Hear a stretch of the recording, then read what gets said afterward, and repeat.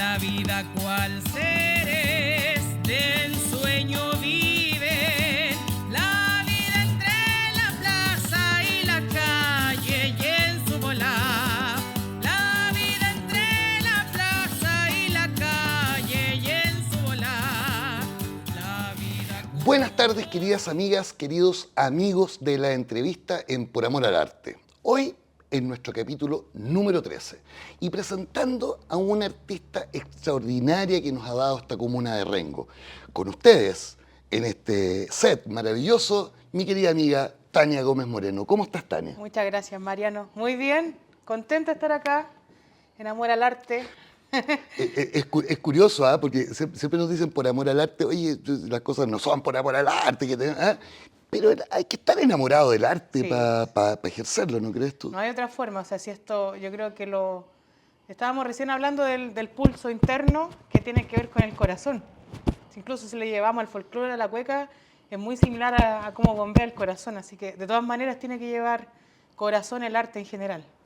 Maravilloso, Tania. Cantora, folclorista, investigadora, recopiladora, actriz te hemos visto también ejerciendo en estos últimos años. ¿Cómo llega a tu vida el folclore? Bueno, yo siempre le converso a las personas que me preguntan sobre esto, yo no tengo esta herencia por lo general. El folclore, hablando ya como desde lo más tradicional, llega por herencia, ¿cierto? A través de la familia, la mamá, una abuela que te enseñó. Yo no soy ese caso, pero siempre tuve la inquietud, no sé, cuando te llama como la atención algo y uno siente como ese bombito acá que palpita, como que vibra cuando uno escucha una música folclórica. Y bueno, primero comentar, bueno, el folclore no es solamente la música, en general tiene que ver con las tradiciones, con las formas. Bueno, la palabra significa como las expresiones del pueblo. Una cuestión de identidad, de patrimonio. De identidad. ¿No? Entonces, yo siempre lo asocié mucho a mi papá, que tú lo conociste bien, con el tema de la comida, de la forma de ser de una persona. Estábamos recién hablando de Rengo, de esta idiosincrasia que, a pesar de que es una ciudad, sigue siendo como este espíritu de pueblo, que tiene que ver con la forma de ser de las personas. Yo me siento muy renguina y desde chica, a pesar de que hoy día Rengo es una ciudad, para mí, yo viví en una casa de adobe, en una casa donde había fuego todos los días, leña. Entonces, no, siempre me sentí como arraigada, como esa vida más de campo, a pesar de que estaba en la ciudad, y porque mi papá era un hombre de oficio también. Pero yo, nada de folclore, no conocía, no sabía bailar cueca a los 18 años, nada. Pero siempre me inquietó y logré después de que pude acercarme al folclore y en especial a la cueca, logré como buscar esa respuesta. ¿Quién me llevó? Quien me abrió este mundo fue Cristian Mancilla, también gran músico renguino. Extraordinario. Que le va a mandar un tremendo beso y abrazo a Mancillita. Nosotros somos compañeros desde los 8 años en el colegio, acá de Rengo. Perfecto. Entonces, después salimos de cuarto medio, nos fuimos todos a vivir a Santiago y el Cristian empezó a estudiar música. Y él, bueno, se vinculó con la cueca y como vivíamos juntos, llegaba todas las noches y nos cantaba, ¡ay, chiquillos, vi esto, fui a esta fiesta, conocí a Hernán Núñez! Y bueno, un sinfín de historias.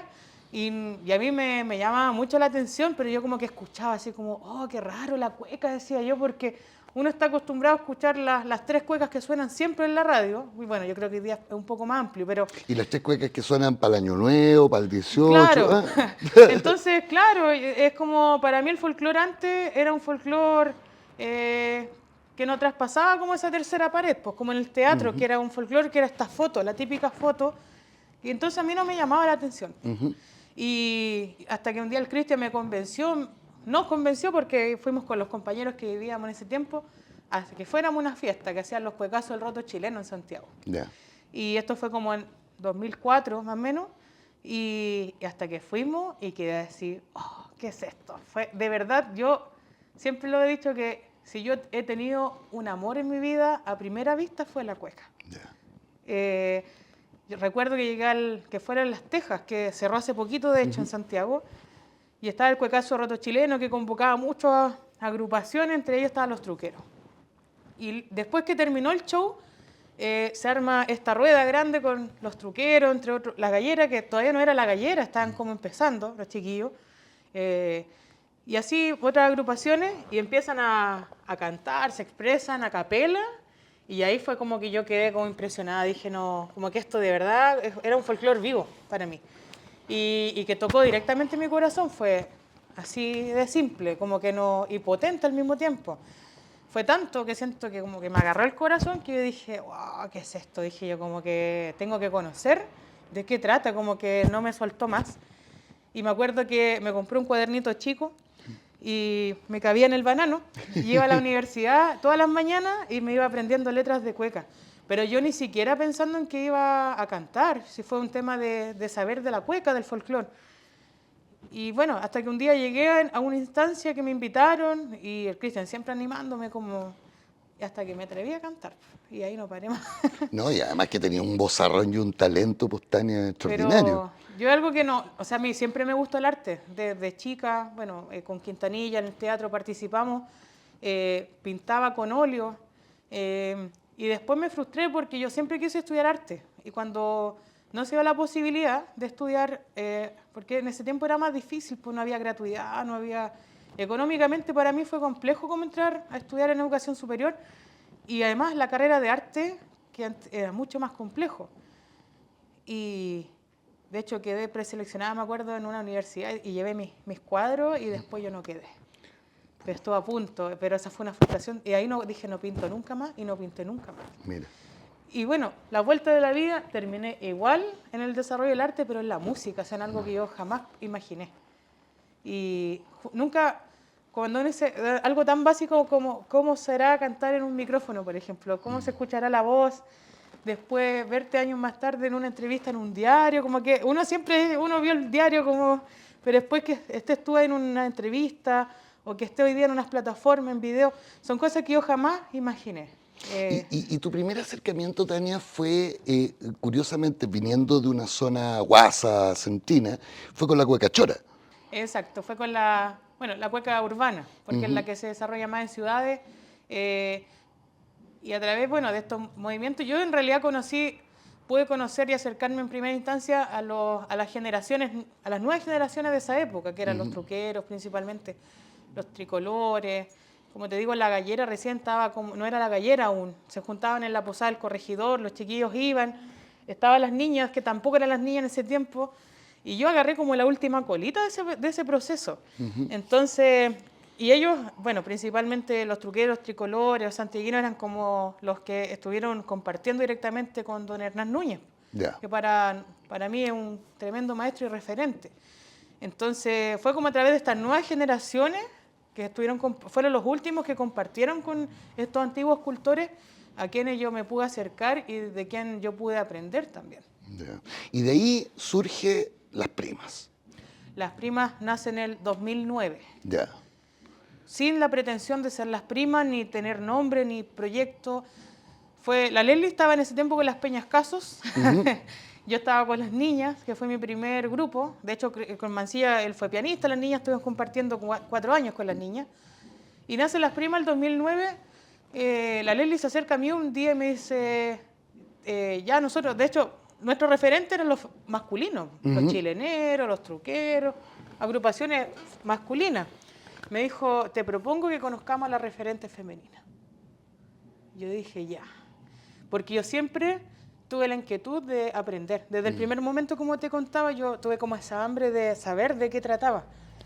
Y me pareció muy interesante la invitación que me hizo Leslie en ese tiempo. Y solamente nos juntábamos todos los viernes, sin pretensión de nada, a estudiar.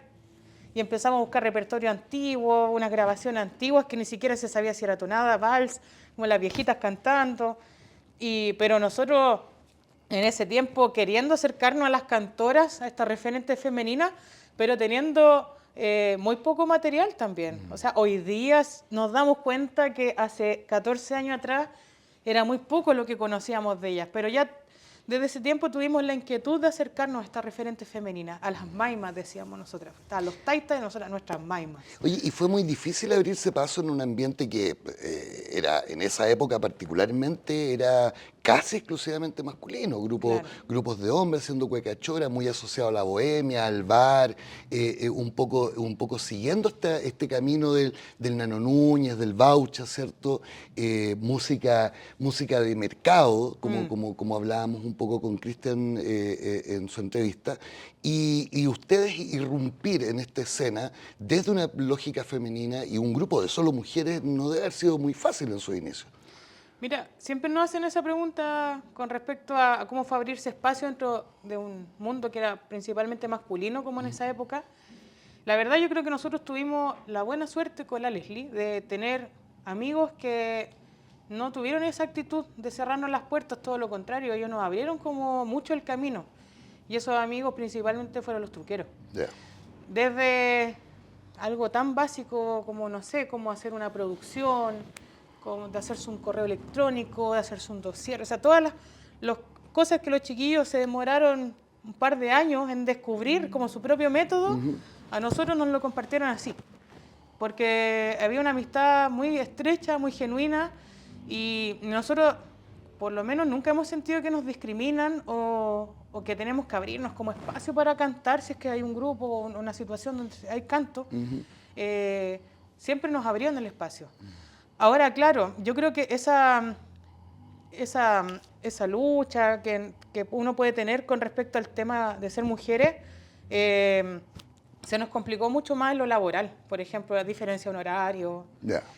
Y de horario. Por ejemplo, si hay una fiesta estelar donde hay varias agrupaciones, las mujeres nunca van de estelar, pues. Siempre las ponen a la 1, 2 de la tarde, cuando hay poco público.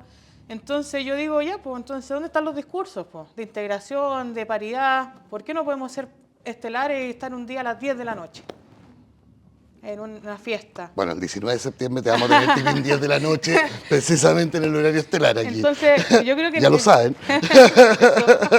Yo creo que en ese aspecto se nos hizo más difícil. Pero yo te comentaba que hoy día, 14 años que hoy tenemos las primas, estamos gozando un poquito de esa cosecha que tuvimos que hacer estos 14 años. En el fondo, defendernos con nuestro trabajo, y también lo otro que fue difícil es defender el discurso. Porque también hoy día quizás se está mirando un poco más a las cantoras y a las referentes femeninas e incluso a la tonada. Antes era como este fenómeno de la cueca, incluso, bueno, estoy hablando como una perspectiva muy de Santiago también. Siempre estuve enfocado en la cueca, la cueca, la cueca. Y hoy día recién, incluso las chiquillas que están cantando hoy día, están mirando a las cantoras. Porque también había muchos prejuicios con las cantoras. Que las cantoras, bueno, el mismo tema del rodeo, que las cantoras, por ejemplo, eran machistas. Yo he escuchado discursos así, que eran sumisas. Y uno que hoy día yo tengo la posibilidad de conocerla, o sea, es todo lo contrario. Para mí han sido totalmente rebeldes y valientes en su lucha por su canto, porque han defendido su oficio. Yo precisamente te quería preguntar cómo, porque, a ver, tenemos por un lado el grado de dificultad de insertarse dentro de un mundo en Santiago de la cueca chora, la cueca urbana, como decíamos, que era eminentemente masculino, de bar, de horario, etc.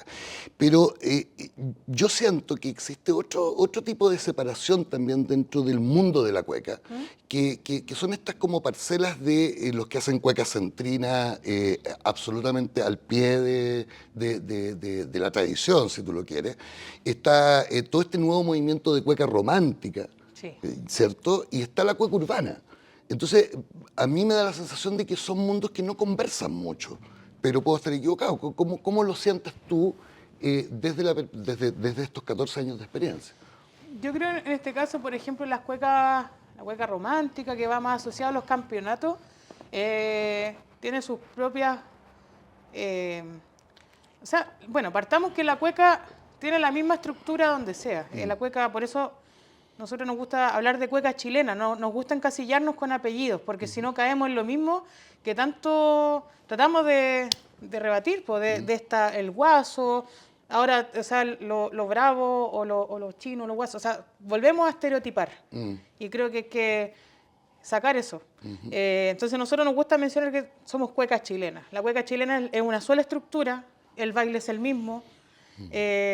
poéticamente es lo mismo. Entonces, pero se expresa obviamente de distintas formas de acuerdo a los lugares. Si tú vas al norte, vas al sur, son distintas las cuecas. Como suenan los instrumentos, incluso pueden ser distintos. Pero la estructura y la base es la misma. Sí creo que con el tema de los campeonatos, ellos son súper estrictos con ciertas reglas, porque es campeonato, entonces es una competencia. No sé, por ejemplo, ir a animar un campeonato es algo que nosotros nunca hemos hecho, porque creo que no es nuestro rubro, o ir a un rodeo tampoco, porque hay que tener cierto conocimiento pues, con respecto a las pautas que, por ejemplo, una cueca de campeonato hay que esperar ciertos compases para entrar a cantar y empiezan los bailarines a bailar. Entonces, nosotros cantamos, nosotros nos gusta lo dinámico. Si estamos acá en Rengo, por ejemplo, para el 18 y vemos que hay gente que todavía están ahí, los pañuelos y buscando su pareja, los esperamos. Ya, chiquillos, tranquilos, los esperamos y empieza la cueca. Ahora nos vamos. Pero no es como algo estricto.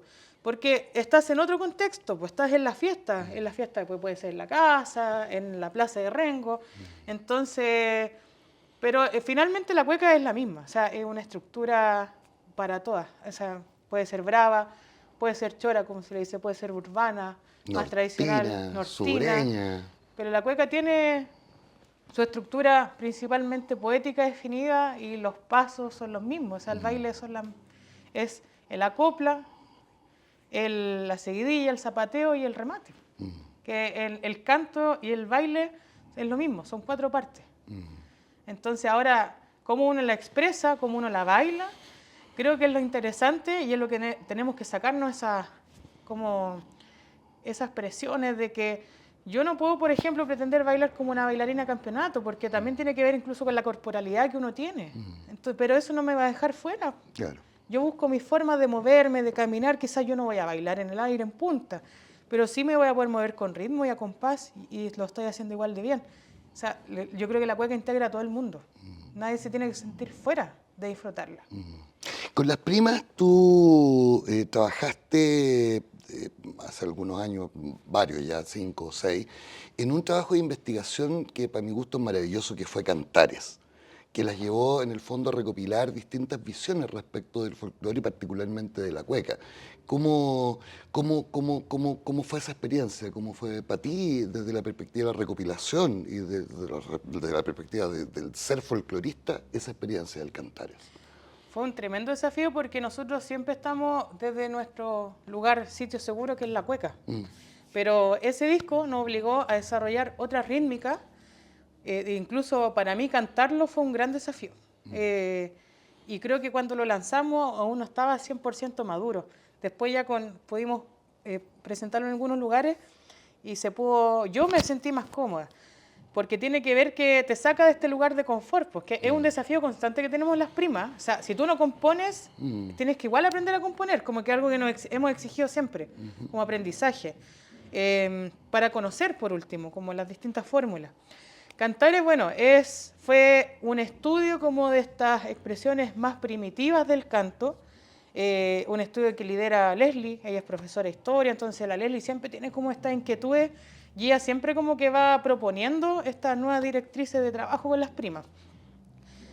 Entonces fue como estudiar el canto, pero más desde la expresión, desde lo más primitivo, o sea, nos fuimos para atrás, nos fuimos a Grecia, a Egipto, a Arabia, y desde los instrumentos más básicos fuimos buscando como sonoridades, y la idea que siempre Cantares fue un viaje, y en conclusión es que el canto siempre fue parte de las culturas, desde las primeras culturas, el canto era una expresión como de todo el pueblo. Entonces, hoy día sigue tan vigente como años anteriores, las sonoridades son similares también, y además que algo que a mí me gustó mucho es que ve el arte, las antiguas culturas siempre vieron el arte como algo integrado. Nunca, cuando uno leía como la escuelita en Grecia o en Roma, nunca se le enseñaba a los niños como ya, tú vas a hacer teatro, tú vas a ser músico. Uno aprendía como el arte de manera integrada. Como vía de expresión también. Exacto. Hoy día las academias tienden como a separar. Y eso me parece como es muy bonito como porque al final es más integral. Tania, tú con las primas, después de 14 años de desarrollo dentro de la escena, se han ganado un sitial de reconocimiento a nivel nacional que las lleva a plantearse en muchos escenarios muy, muy importantes. Las cuecas de San Bernardo, las juntas de cuequero, el mismo Bar Victoria, que es un lugar como señero para efectos de la cueca. Y también a recorrer Chile. Han estado, normalmente te vemos viajando con las primas. Sí, tenemos la fortuna de siempre, bueno, desde un comienzo las primas, no sé, yo creo que tuvimos una buena estrella en realidad. Tuvimos una muy buena estrella y yo personalmente creo que no podría conocer Chile de la manera que la conozco si no hubiese sido por las primas. Tenemos la fortuna que nos han llamado, ahora estuvimos en Calama, por ejemplo, hace un mes atrás estuvimos en Puerto Aysén. Tenemos esa posibilidad a través de la cueca que es súper complejo, porque el folclore siempre cuesta, o sea, es parte de la música, pero el estilo del folclore es mucho más complejo desarrollarlo en el tema de querer trabajar y vivir de esto, ¿ya? Pero tenemos la fortuna de recorrer distintos rincones. O sea, yo creo que hay pocas regiones o lugares que no hemos estado y tenemos esa fortuna de que nos llamen. Así que yo creo que es como una de las cosas que más le agradezco a las primas. La posibilidad de conocer Chile a través de la música y poder conocer tantas personas, porque no solamente ir a hacer una presentación y te bajas del escenario, a nosotros nos gusta mucho la camaradería. Ahora fuimos a Calama y los chicos que nos conocimos allá, que uno de ellos nos invitó, habló con cultura, después de la tardecita un asadito, fuimos con la familia, entonces eso yo creo que eso es folclore también, y es parte de lo que nos gusta vivir en estos viajes. Porque si hay algo que es como transversal dentro del desarrollo cultural de las pequeñas localidades, es efectivamente las expresiones folclóricas. Y entonces, en este recorrido por Chile, me imagino que la cantidad de conversación y por lo tanto la cantidad de influencias que ustedes han podido recoger, la cantidad de transmisión de patrimonio oral ha sido bastante importante también. Sí. Bueno, a raíz de lo que estábamos conversando hace poco, fuimos a Puerto Aysén. Y allá teníamos que dialogar en las actividades con la Mesa del Folclore, que eran todas estas agrupaciones que hay en todos los lugares, que son las agrupaciones de folclore, que son típicos vestidos todos de chino, de guaso, y hacen como esta cueca más tradicional, que ellos se definen de esa forma. Y nos vieron a nosotros llegar y fue así como, nos dijeron ya, ellos van a bailar, porque bailaban ellos y después tocábamos nosotras en un carro que recorría a Mengual, Mañiguales, distintos lugares, eran como intervenciones en los pueblos. Y andábamos con esta mesa de folclore, que era una gran caravana, pero a nosotros nos miraban como, ¿y no están vestidas de guasa? Así como, ¿y no están vestidas de china? Y como que probamos sonido, y ellos, hasta que nosotros probamos sonido, ellos iban a bailar con sus pistas. Ya. Porque están acostumbrados a bailar las cuecas, así, son bien cuadrados en ese aspecto, ¿ya? Y nos escuchan probar sonido, y se acerca el director al encargado de cultura, y le dice, ¿podemos bailar las cuecas cuando ella las canta? Maravilloso. Y el Cristian quedó súper contento, y porque él, como encargado de cultura, bueno, que tú me imagino que te ves en ese rol también de integrar, ¿cierto? Y al final no hubo música envasada y ellos bailaron mientras las primas cantaban. Qué lindo, así que qué fue lindo. súper bonito. Y en Calama, ahora también fuimos, también llegaron todos. A mí me encanta que la gente vaya con sus vestidos, porque es como tan ceremonial, tan simbólico para ellos, como ir con su mejor percha a bailar cueca. Pero también, pues, también nos dijeron allá, ¿y no se visten de China? Y nosotros no. Perdón. Nunca nos hemos vestido de China.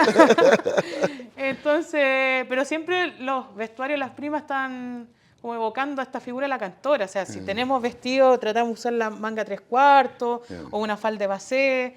Pero claro, ya es mucho más moderno, porque nosotros también nos consideramos cantora del año 2023. Pues. Entonces, no es la foto. O sea, tratamos de salir de esa famosa foto que nos permite dialogar con la gente.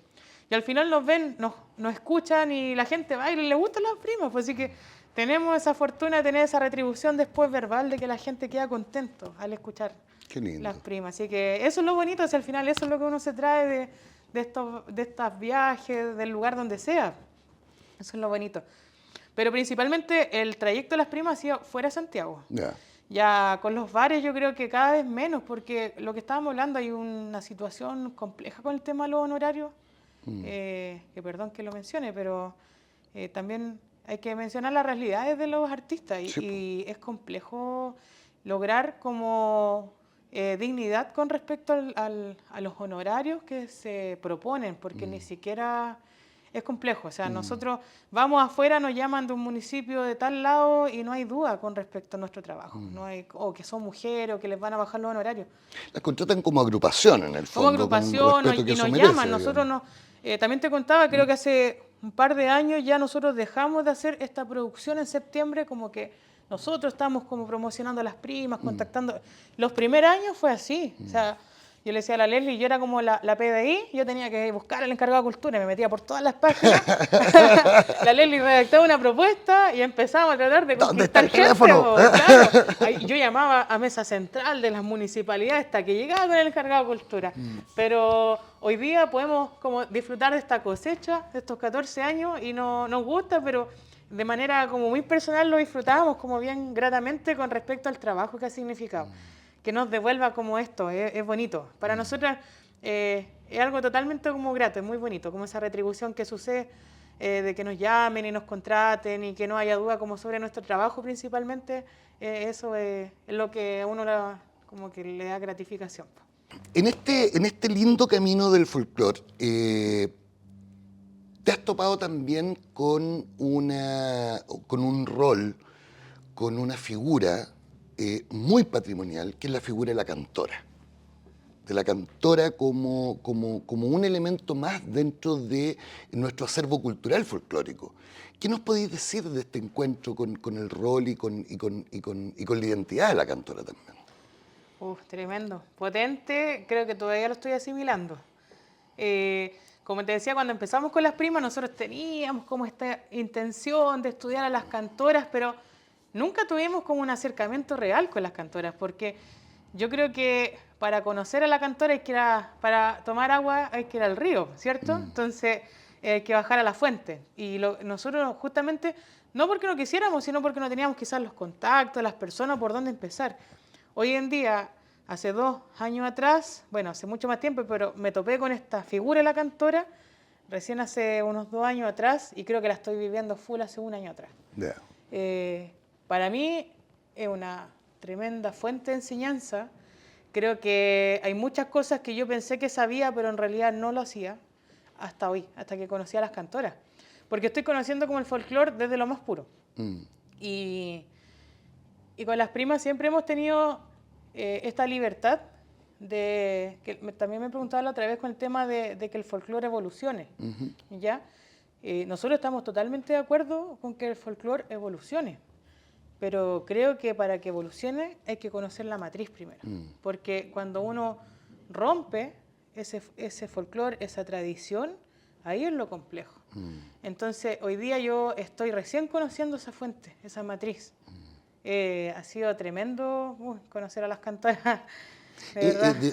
Debe ser curioso también después de toda esta vuelta que hemos conversado, esta cosa de enfrentarse al folclore urbano desde lo femenino, el encontrarse con un mundo que era muy, muy masculino, muy machista, plantear una tesis, plantear una identidad y después ir a recopilar a las cantoras y darse cuenta de que en el fondo la función de la cantora es una función muy, muy del útero, muy matricial, Materna, sí. muy materna, y que en el fondo es lo que le da la identidad y le da un sustento al folclore dentro de la transmisión oral que es extraordinario. Sí. Yo creo que tiene que ver con las habilidades de lo masculino y lo femenino. Y ahí somos distintos. Entonces hay distintas sensibilidades. Yo creo que tanto en el hombre o en la mujer, los cantores antiguamente, si nos vamos a los chileneros, por ejemplo, que uno siempre escucha historias como los duelos, el canto en la cueca, la rueda, la competitividad que había pero era porque los hombres tienden a tener ese tipo de expresiones. Ya no me refiero a la pelea literalmente, pero las mujeres no, las mujeres tenemos otro rol que siempre es como más apapachar. Las mujeres antiguamente, ¿qué tenían? Como tenían las chinganitas, tenían las comidas, tenían los puestos para que la gente llegara. Entonces, desde antiguamente eran distintas las habilidades de ambos. Y yo creo que se expresaba desde ese lugar. Por eso eran distintos quizás. Las mujeres no iban a competir a las ruedas, pero las mujeres cantaban, tocaban su guitarra y animaban la fiesta, no estaban compitiendo con la otra cantora, que son como estas historias que uno escucha, como que uno fantasea un poco con esas historias de las cuecas que son bonitas, pero yo creo que hoy día están fuera de contexto también. Yo creo que es una misión también. Hoy día los chiquillos, sobre todo las generaciones nuevas, cuando se hablan de las ruedas, como que a mí me han dicho chiquillas cantoras de Santiago como que los hombres se enojan cuando cantan ella. Entonces yo creo que hoy día que ya son fantasías bonitas, son historias, pero yo creo que hoy día hay que integrar, no hay que ser egoísta, no hay que estar discutiendo, peleando, hay que darle espacio, yo creo, convivir. Hay una cuestión que así desde el prejuicio tal vez, o desde la intuición, que el traspaso de saberes, que es básicamente la forma en la cual se transfiere hasta el día de hoy el folclore, ¿cierto? Esta tradición oral. Cuando estamos hablando de un traspaso de saberes entre hombres, en general, no solamente en el folclore, es como un sígueme y mírame y aprende de lo que yo hago. Claro. Pero en el traspaso de saberes desde lo femenino, y una cuestión que pasa en las machis, ¿cierto? Que pasa en las folcloristas, es una cuestión mucho más de acoger, mucho más de enseñar, mucho más orientada a transmitir, a transferir experiencia y a permitir desde ahí un vuelo propio de quien aprende. ¿Cómo ha sido para ti esa experiencia en particular y como comentábamos, ¿cierto? Con la Chabelita, particularmente, que es un caso dentro de el saber popular y el rol de la cantora a nivel nacional, ¿no? Bueno, justamente cuando estabas planteando la pregunta me fui a esa imagen. La Chabelita aprendió con su papá y los provincianos, estamos hablando del año, ella nació en el 31. Ya. Entonces, a los 14 años, 13 años, ya empezó a aprender folclore, pero no, con los provincianos que eran puros integrantes masculinos. Entonces, ella aprendió, además que era folclore más de la época, justo en esta época en que el folclore era ¿cómo se dice? Era estelar, ¿ya? En Chile, existían locales. O sea, como hoy día puede ser un espectáculo de cumbia, por ejemplo, que mueven tremendas masas, en ese tiempo era el folclore. Entonces, claro, la Chabelita, la forma que aprendió, ella tuvo maestros, no tuvo esta referente femenina. Ella, y hoy día, bueno, ella aprendió otras cosas que las cantoras generalmente, porque tiene que haber alguna por ahí, pero generalmente no desarrollan, por ejemplo, como el punteo en la guitarra. Yeah. Eso era más, como se desarrollaba más en los hombres. Y hoy día tú la ves puntear y quedas como... No coincide su edad, y la virtuosidad que tiene para tocar, como que hoy no se la imagina. Y bueno, la rigurosidad de haber aprendido el folclore, como ella, por ejemplo, respeta mucho a los autores. Yeah. Una sílaba que tú le cambies, para ella es cambiar la melodía. Y ella es súper estricta porque es la forma que aprendió. Y que tiene que ver porque ella también se vinculó en esa época con los autores, pues eran todos como parte de un mismo movimiento. Se topó con Valentín Trujillo la otra vez en una premiación y habían tocado en un evento, en un lugar tanto cuando eran más jóvenes. Entonces se reconocen hoy día los cultores de otras áreas que nosotros vemos, ellos todos se conocían porque era la misma época. La cantora, que es más del campo, le llega por tradición oral. Y en esa tradición oral puede haber una variación porque es como el juego del teléfono. Entonces puede que hoy día te llegue con una variación, una melódica, pero esa es la tradición oral que yo encuentro que tiene... Yo creo que ambas, no sé si escuelas, por así decirlo, tienen un valor tremendo. Yo creo que no pueden competir una con la otra, que yo creo en general pasa con la academia y el folclore. Con las cuecas pasa lo mismo. Como alguien que es músico, de repente no entienden cómo puede hacer una melodía con una tónica y un dominante sin meterle 10 acordes, que también puede variar con el tema de las cuecas románticas, por ejemplo, que son hartos acordes. Entonces, creo que ambas escuelas son muy significativas y tienen su riqueza, porque en la tradición oral sí se da este fenómeno que yo te traspaso a través de la verbalización o de la historia, te la cuento, te traspaso esta tradición. Entonces, ella, por ejemplo, la Chabelita es muy estricta, pero porque fue su forma de aprender.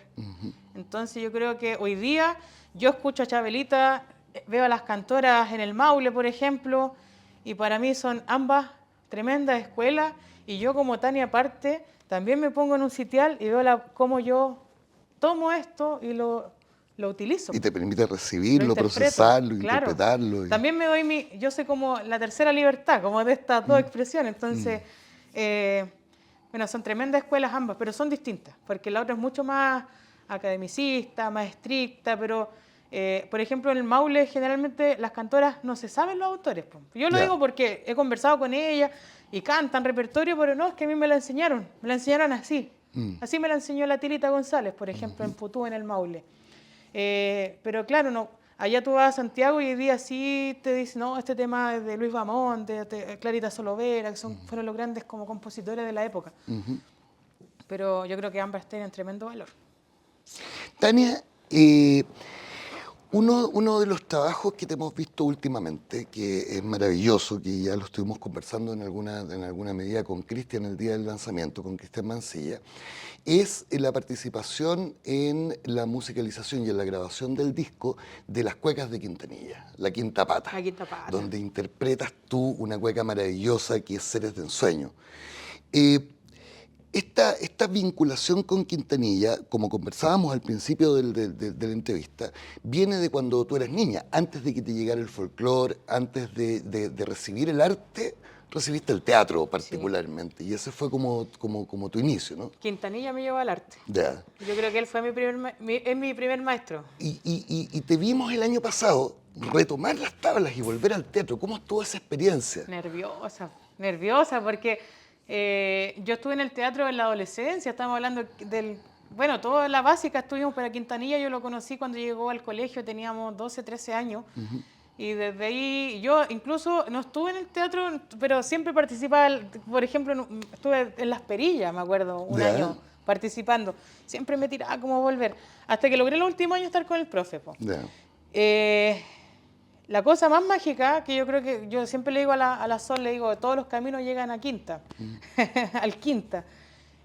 Descubrí después que el profe Quinta también estuvo, por ejemplo, con los truqueros participando en un montaje en Lautaro donde los chiquillos fueron músicos de la obra. Entonces, el hecho de que mis amigos también consideraran maestro Quintanilla, yo siento que llegué al lugar correcto. O sea, yo cuando llegué a las cuecas, a este movimiento, creo que digo las personas correctas. Y creo que toda esta situación mágica la hizo el profesor, porque Quintanilla, él como encaminó eso. Yo jamás pensé, o sea, Quintanilla a mí me enseñó a ser valiente por el arte. Y a mí nunca se me va a olvidar, porque él, a todos los compañeros de la época, él siempre nos enseñó a luchar por el arte, no tener miedo, incluso estos prejuicios económicos de lo que significa vivir por el arte. Él siempre nos animó a seguir adelante, pero de manera muy profesional. Yo creo que esas son las dos cosas que yo nunca voy a olvidar: el amor al arte, la valentía por el arte, y además no basta solamente con el amor. O sea, el amor yo creo que te lleva a ser profesional también, a dedicarle tiempo, a trabajar en él y a generar como una inquietud también. Eso es lo que yo puedo agradecer del profe, que para mí el legado que tengo hasta el día de hoy. Y volver al teatro fue como reivindicar como todo eso con mayor firmeza y nerviosismo al mismo tiempo, porque yo me desenvuelvo desde el área de la música y desde más de folclore, ni siquiera la música académica, yo no estudié música. Y el Cristian Mancilla, por ejemplo, que también fue convocado, nos miramos con Mancilla y estamos además rodeados de tremendos actores renguinos, el Jaime Leiva, el Simón, la Bárbara, también todo el equipo que estaba, el Adrián. Nosotros mirábamos con ¿qué hacemos acá? Con el Cristian, y nos sometimos y al final pensamos como que en un momento nos relajamos, y yo me acuerdo que Quintanilla en un momento dijo: los invito a jugar, como juguemos en el teatro. Y eso fue lo que hicimos, porque yo sumaba a Cristian porque estábamos en la misma situación, entonces nos atrevimos a jugar nuevamente en el teatro. Justo en este cambio de folio, como decía Mancilla en la entrevista, que igual vuelven a marcar los procesos. Entonces, y te vuelves a encontrar con los compañeros hoy día que son profesionales del teatro, pero ellos siempre generosos con nosotros, siempre animándonos. Fue volver a jugar, tener la experiencia y nos encantó. O sea, yo espero que esto siga y porque también estamos homenajeando al maestro. Yo creo que los alumnos siempre deben estar homenajeando a sus maestros. Yo creo que esa es una misión que tenemos todos en el área que sea. Y redescubrirlo también, porque claro, esto del Hernán, dramaturgo, maestro, profesor, poeta, ¿cierto? Ahora autor de cuecas. Autor de cuecas. Y también yo creo que Hernán es uno de los investigadores del folclore y de la identidad patrimonial tremendo. O sea, todo el trabajo de décimas que tiene el Hernán es maravilloso. Ahí donde yo, por ejemplo, te decía que hice el nexo. O sea, yo de las cuecas, conocía gente que conocía Quintanilla. Quintanilla escribía en décimas, ocupaba este lenguaje más popular, la copla. Entonces, como que todo coincidió.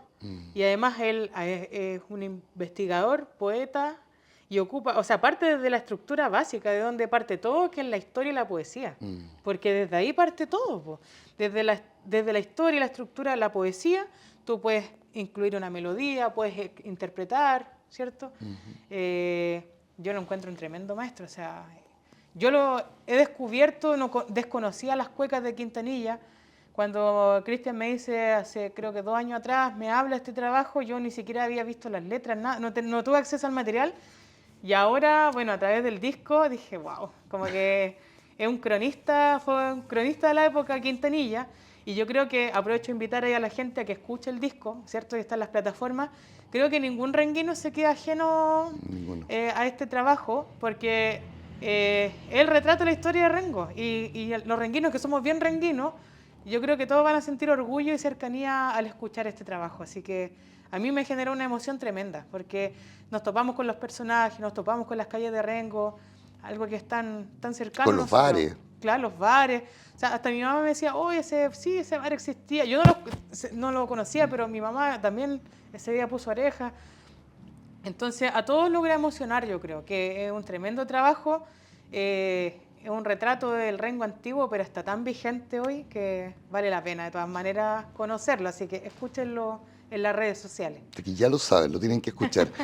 Tania, ha sido un placer tenerte en Por Amor al Arte, en esta entrevista que finalmente nos viene a completar un poco esta visión respecto de no solamente de los cultores renguinos, de los artistas renguinos, sino que particularmente a lo largo de estos capítulos hemos podido descubrir una generación de artistas, una generación de cultores, una generación de gestores muy linda. Te queremos agradecer tu participación y, bueno, llamarte a despedirte de tu querido público en esta oportunidad.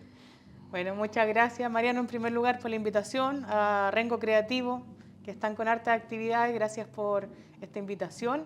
Yo primero que todo quiero mandar un saludo a los artistas renguinos, porque como bien dices tú, a través de Por Amor al Arte hemos podido conocer estas distintas facetas. Rengo es una ciudad de artistas y es muy conocido Rengo por sus artistas. Siempre conocen a alguien de acá y estamos desarrollando el arte en todos los rincones de Chile, en distintas partes del mundo. Así que primero a ellos mi admiración, el agradecimiento, porque entre las distintas ramas siempre hemos podido conversar y aprender uno del otro. Así que para ustedes el primer saludo, y también a los renguinos, que yo quiero mucho a mi pueblo de Rengo. Soy feliz cada vez que estoy acá y cada vez que, bueno, se dé la posibilidad de estar aquí con las primas y pudiendo animar la fiesta, felices. Así que muchos cariños para toda la gente que va a ver la entrevista, que podrá visitar ahí los canales de difusión de Rengo Creativo.